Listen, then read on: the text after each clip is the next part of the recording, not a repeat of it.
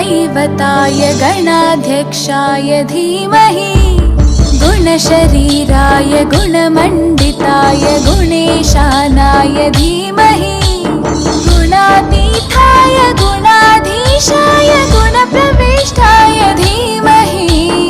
एकदन्ताय वक्रतुण्डाय गौरीतनयाय धीमहि गजेशानाय भालचन्द्राय श्रीगणेशाय धीमहि एकदन्ताय वक्रतुण्डाय गौरीतनयाय धीमहि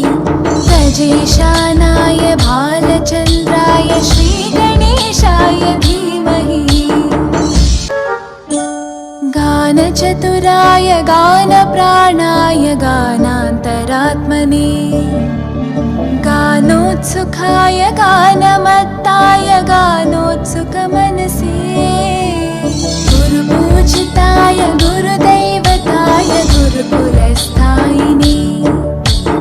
गुरुविक्रमाय गुह्यप्रवराय गुरवे गुणगुरवे गुरुदैत्यकलक्षेत्रे गुरुधर्मसताराध्याय गुरुपुत्रपरित्रात्रे गुरुपाखण्डकण्टकाय गीतसाराय गीततत्त्वाय गीतगोत्राय धीमहि गूढगुल्फाय गन्धमत्ताय गोजयप्रदाय धीमहि